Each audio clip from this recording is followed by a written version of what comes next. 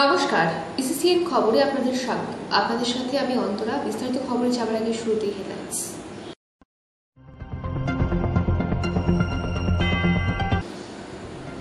উত্তরবঙ্গ বিশ্ববিদ্যালয়ের গবেষিকা ববিতা দত্তের মৃত্যুকে কেন্দ্র করে অধ্যাপক তথা বিশ্ববিদ্যালয়ের life long learning and extension ডিপার্টমেন্টের বিভাগীয় প্রধান ডক্টর সিদ্ধার্থ শঙ্কর লাহা এখনও অধরা।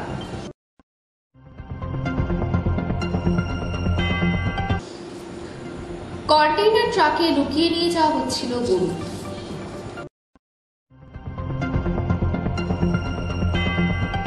ফেসবুক পোস্ট করে পরের জন্মের বাড়ি যুবকের। আসছে বিস্তারিত খবরে। উত্তরবঙ্গ বিশ্ববিদ্যালয়ের গবেষিকা ববিতা দত্তের মৃত্যুকে কেন্দ্র করে অধ্যাপক তথা বিশ্ববিদ্যালয়ের life long learning and extension ডিপার্টমেন্টের বিভাগীয় প্রধান ডক্টর সিদ্ধার্থ শঙ্কর লাহা এখনও অধরা।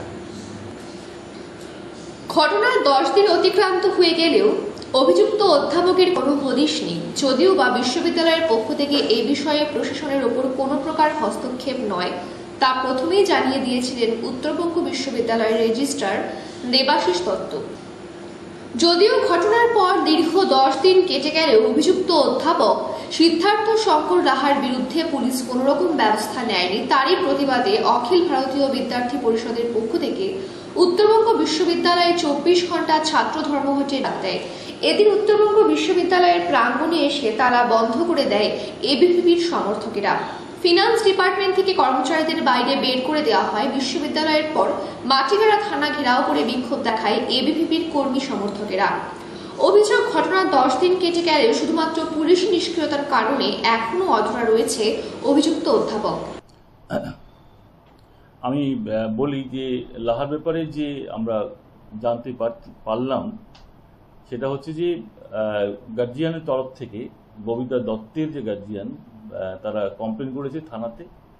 ও আমাদের ইউনিভার্সিটি তো ওরা প্রথমে কমপ্লেন করেনি, স্টুডেন্ট বিভিন্ন জায়গার থেকে এসে তারা একটা অভিযোগ করেছিল, কিন্তু সেই অভিযোগ তো আমরা বেস করে আমরা কোনো সিদ্ধান্ত নিতে পারি না। যখন ওদের গার্জিয়ানের তরফ থেকে আমাদের কাছে লিখিত একটা অভিযোগ আসলো, সঙ্গে সঙ্গে সেই গত ফ্রাইডে আমরা পেয়েছি, সঙ্গে সঙ্গে সেই রিপোর্ট, ওদের কমপ্লেন অভিযোগ, সেটা আইসিসিকে আমরা দিয়েছি। ইন্টারন্যাশনাল কমপ্লেন কমিটিকে দেওয়া হয়ে গেছে অলরেডি, এবং সেখানে যে আমাদের প্রিজাইডিং অফিসার তাদের সঙ্গে আমি কথাও বলেছি যে এটা আন্ডার প্রসেস, এবং সেখানে উনিও বললেন যে এটা আন্ডার প্রসেস, একটু সময় লাগবে। তারপরে আমাদের যে সুইসাইডার তার গার্জিয়ানকে ডাকা হবে, এবং যে দোষী তাকেও ডাকা হবে, তার একটা ইন্টারভিউ হবে, তারপরে আমাদের রিপোর্ট প্লেস করবে। এবং আমি ভাবছি যে রিপোর্টটা প্লেস হলে তখন আমরা ফার্দার অ্যাকশন আমরা নেব। কতদিন লাগতে পারে স্যার? এটা তো ওদের রিপোর্ট তো তাড়াতাড়ি হয়ে যাবে আইসিসির এটা।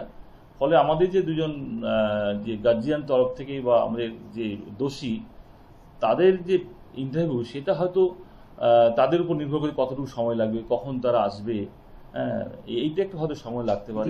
পাঠানো হয়ে গেছে আইসিসিতে অলরেডি পাঠিয়ে দিয়েছে। আমি পাওয়ার সঙ্গে সঙ্গে আমাদের রেজিস্ট্রারের সঙ্গে কথা হয়েছে এবং পাঠিয়ে দেওয়া হয়েছে, এবং আমি আইসিসি যে প্রিজাইডিং অফিসার তাদের সঙ্গেও কথা বলেছি। আমি আন্ডার প্রসেস এটা। স্যার, আজকে তো এবিভিপি একটা স্ট্রাইক ডেকেছে, ধর্মঘট ডেকেছে, এটা নিয়ে কি বলবেন? এটা শুনুন, এই যে গত ফ্রাইডে আমি ওদের কাছে এসেছিলাম, ওদের সঙ্গে বসে অনেকক্ষণ কথা বললাম, বললাম যে তোমাদের অভিযোগ কি। ওরা একটা কথাই বলছে, স্যার আমাদের যে টিচারের যে অ্যাকিউজ টিচার তার অ্যাকশন নিতে হবে।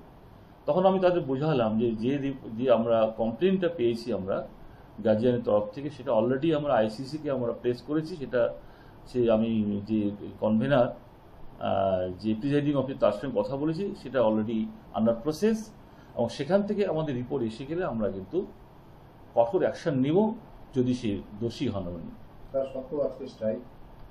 স্ট্রাইক সেটা তো এখন মানে তাদের সঙ্গে আজকে আমি কেমিস্ট্রি ডিপার্টমেন্ট থেকে এসে আমি অ্যাডমিনিস্ট্রেটিভ বিল্ডিং এসে দেখছি যে বন্ধ মেন গেট, কিন্তু কারোর সঙ্গে দেখা হলো না। হয়তো তাদেরকে জিজ্ঞাসা করলাম যে তাদের অভিযোগটা কি, কেন তারা করছে, কিন্তু সেই জন্য ফলে মানে আমার পক্ষে বলা কি জন্য ওরা করছে আজকে আন্দোলনটা। প্রভাব দেখুন না, আমি তো অফিসে কাজ করছি, আমার চারিদিকে আপনারা সব আমাদের যে কর্মচারীরা কাজ করছে, হ্যাঁ, এবং আমার তো মনে হয় না, যেহেতু আমি যখন কাজ করছি আমাদের চারিদিকে যারা করছে, প্রভাবটা আপনারাই বুঝতে পারছেন, আপনারা তো এসছেন, আপনারা দেখছেন, হ্যাঁ, আপনারা তো সব জায়গায় খবর নিচ্ছেন, সেটাই বুঝতে পারবেন ভালো করে আপনারা। ইসিসিএন খবর ৩০০০। কন্টেইনার ট্রাকে লুকিয়ে নিয়ে যাওয়া হচ্ছিল গরু। পাচারের আগেই ২৬টি গরু উদ্ধার করল নিউ জলপাইগুড়ি থানার পুলিশ। ঘটনায় গ্রেফতার ট্রাক চালক, তার নাম নিজামুদ্দিন। পুলিশ সূত্রে খবর, গতকাল গোপন সূত্রের খবরের ভিত্তিতেই ফুলবাড়ি এলাকাতে অভিযান চালিয়ে একটি কন্টেইনার ট্রাক আটক করে নিউ জলপাইগুড়ি থানার সাদা পোশাকের পুলিশ। সেই ট্রাকে তল্লাশি চালালে উদ্ধার হয় ২৬টি গরু। সেই গরুগুলি পাচার করার জন্য অসমে নিয়ে যাওয়া হচ্ছিল বলে জানা যায়। ধৃত ব্যক্তিকে সোমবার জলপাইগুড়ি আদালতে পাঠিয়ে পুরো ঘটনা তদন্ত শুরু করেছে পুলিশ। ইসিসিএন খবর দিনহাটা। ফেসবুক পোস্ট করে পরের জন্মে পারি যুবকের। গলায় গামছা দিয়ে আত্মহত্যা করল এক যুবক। ঘটনা ঘিরে চাঞ্চল্য গোটা এলাকায়। এদিন শিলিগুড়ি মহকুমা পরিষদের অন্তর্গত ফাঁসিদেওয়া ব্লকের করণগঞ্জ এলাকায় মুকেশ রায় নামে ওই যুবক আত্মহত্যা করে। সকাল থেকে বাড়ির লোকজন ডাকাডাকি শুরু করে। সারা শব্দ না পেয়ে দরজা ভেঙে তার ঘরে ঢুকে দেখতে পান ঝুলন্ত অবস্থায় রয়েছে মুকেশ। এরপরই খবর দেওয়া হয় ফাঁসিদেওয়া থানার পুলিশকে। পুলিশ গিয়ে মৃতদেহ উদ্ধার করে ফাঁসিদেওয়া গ্রামীণ হাসপাতালে নিয়ে আসলে চিকিৎসক তাকে মৃত বলে ঘোষণা করে। এরপরেই ময়নাতদন্তের জন্য উত্তরবঙ্গ মেডিকেল কলেজ হাসপাতালে পাঠানো হয় দেহ। তবে কি কারণে সেই যুবক আত্মহত্যার পথ বেছে নিলেন তা নিয়ে ধোঁয়াশা রয়েছে পরিবারের লোকজনদের মধ্যে। জানা গিয়েছে তার মোবাইল ফোনের সমস্ত কিছু রিস্টোর মেরে রেখেছিল সে। অন্যদিকে আত্মহত্যার ৯ ঘন্টা আগে সেই যুবক ফেসবুকে একটি পোস্ট করেছিল। সেই পোস্টকে ঘিরে রীতিমতো প্রশ্নের দানা বাঁধছে বন্ধু বান্ধব থেকে পরিবারের লোকজনদের মধ্যে। পুরো ঘটনা তদন্ত শুরু করেছে ফাঁসিদেওয়া থানার পুলিশ। কি হয়েছে ঘটনা? আমরা তো সেরকম কিছু জানি না, মানে ভাইটা কালকে আমাদের ওখানে একটা জন্মদিন ছিল, মানে আমার ভাইয়ের মেয়ের জন্মদিবস, ওখানে আসছে। আসার পর সবাই খাওয়া দাওয়া করলাম। খাওয়া দাওয়া করার পরে তো সবাই নিজের নিজের বাড়ি। তারপরে আর বোঝা গেল না, তো সকালবেলায় শুনে উঠতেছি যে এই ঘটনা। তখন তো সবাই দৌড়াদৌড়ি করে গেলাম। তারপরে এখন এই মেডিকেল থেকে থানাতে আসছে। মানে কোথায় হ্যাঙ্গিং করেছে? নিজের ঘরেই। নিজের ঘরে? কি বোঝা যাচ্ছে কেন হঠাৎ করে এই সিদ্ধান্ত নিল তরতাজা যুবক? হ্যাঁ, সেটাই তো আমরা অবাক, সবাই দেখে পুরো গ্রামবাসী শোকের ছায়া পড়ে গেছে। এখন বোঝা যাচ্ছে না ব্যাপারটা কি। প্রেম গঠিত কোনো ব্যাপার রয়েছে কি? কি মনে করছে? কোনোদিনও তো এরকম আমাদের সামনে ছেলেটার এরকম চরিত্র ছিল না। খুবই ভালো ছেলে, কাজে যাইতো, আসতো, খেলতো টেলতো। হ্যাঁ, খেলার প্রতি নেশা ছিল, ক্রিকেট ফুটবল এরকম খেলতো, কিন্তু বাজে নেশায় কোনোদিনও দেখিনি। ইসিসিএন খবর দিনহাটা। বোরো ধান চাষ নিয়ে বিপাকে কৃষকেরা। বোরো ধান ওঠার পর ধানের দাম পাচ্ছে না কৃষকেরা, এমনটাই অভিযোগ।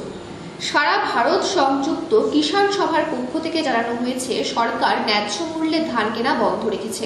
ফলে কৃষকেরা তাদের উৎপাদিত ধান কম দামে পাচ্ছে এবং তা বাজারে বিক্রি করতে বাধ্য হচ্ছে। এর ফলে ক্ষতির সম্মুখীন হতে হচ্ছে কৃষকদের।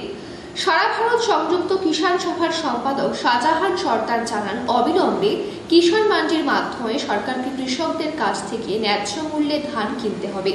এই বিষয়ে বালুরঘাটের বিডিওকে ইতিমধ্যেই সংগঠনের পক্ষ থেকে ডেপুটেশন দিয়েছেন বলে জানান তিনি। ধানটা আমাদের জেলায় উঠেছে ব্যাপকভাবে, কিন্তু বাজার নেই। 400-1500 টাকা কুইন্টাল মতো বিক্রি হচ্ছে বাজারে, কিন্তু সরকারি প্রচেষ্টায় কিষাণ মান্ডির মাধ্যমে যে ধান কেনা প্রয়োজন সেটা এখনও করছে না। সমস্ত কিষাণ মান্ডিগুলো বন্ধ, তারা ধান কিনছে না। আমরা বিডিওকেও ডেপুটেশন দিয়েছি, সমস্ত জায়গারই বিডিওদের সঙ্গে কথা বলেছি, এখনও খোলেনি, যেটা একান্ত দরকার। কারণ কৃষকরা দাম পাচ্ছে না, ভীষণভাবে ক্ষতিগ্রস্ত হচ্ছে কৃষকরা এই আবাদ করে। কীরকম? কারণ ধানের যে উৎপাদন করতে যে খরচাটা, সে টাকা উঠছে না।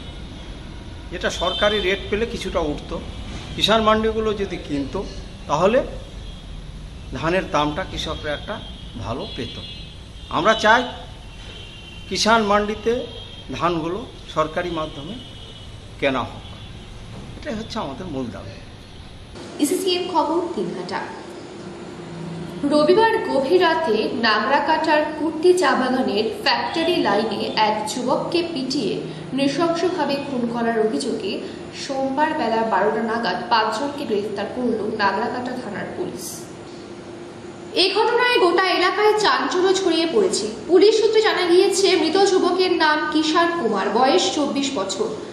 জানা গিয়েছে, গত রবিবার গভীর রাতে মৃত যুবক কিষান কুমার তিনি শৌচকর্ম স্বার্থে বাথরুমে গিয়েছিলেন। সেই সময় কুর্তি চা বাগানের এই 6 জন যুবক আচমকায় বাড়িতে ঢুকে কিষান কুমারকে খুঁজতে থাকে। বাড়ির ভিতরে তাকে খুঁজে না পেয়ে বাথরুমের দরজা ভেঙে কিষানকে টেনে হিঁচড়ে বের করে সুপারি গাছের মধ্যে বেঁধে লাঠিসোঁটা দিয়ে বেধড়ক মারধর করে। বাড়ির লোকেরা তাকে বাঁচানোর চেষ্টা করেও পারেনি। পরে বাড়ির লোকেরা তাকে উদ্ধার করে শুল্কাপাড়া গ্রামীণ হাসপাতালে নিয়ে গেলে চিকিৎসকরা তাকে মৃত বলে ঘোষণা করে। এদিন বেলা 10:30টা নাগাদ পরিবারের পক্ষ থেকে কৃষ্ণা গোয়ালা, গৌরব গোয়ালা, মুকেশ গোয়ালা, করম গোয়ালা, অতীত ছেত্রী ও সুন্দরজিৎ তির্কি উরাওয়ের নামে থানায় অভিযোগ দায়ের করে। এরপরই পুলিশ তাদের বাড়ি থেকে 5 জনকে গ্রেফতার করে নিয়ে আসে। বাকি একজন অভিযুক্তর খোঁজে তল্লাশি শুরু করেছে পুলিশ। দুপুর 12টা নাগাদ দেহ ময়নাতদন্তের জন্য জলপাইগুড়ি সদর হাসপাতালে পাঠানো হয়েছে। হয়েছে না হয়েছে আমরা জানি না, ওকে কন্টিনিউ খুঁজতেছে, এদিক ওদিক খুঁজতেছে, পায়নি। যখন খুঁজে পেয়েছে ওকে বেধড়ক মেরে ওকে মেরে ফেলেছে। ওকে কোন জায়গাটা বাড়িতে মেরেছে স্যার, নিজেদের বাড়িতে। কোন বাড়িতে? আমাদের নিজেদের বাড়িতে। কোন জায়গায়? Kurti factory line. আপনি কি এখন? আমি ওর বৌদি হই। বড় ওনার নাম কি ছিল? কৃষ্ণা কুমার, কিষান কুমার। सबका नाम बताए दो। কিষান কুমার। কয়জন ছিল? যে মরে গেছে সে কিষান কুমার। ওরা কয়জন ছিল? ওরা 5 জন ছিল। আপনারা কি পুলিশকে জানিয়েছিলেন? হ্যাঁ, আমরা বডি নিয়ে প্রথমে থানায় আসছি।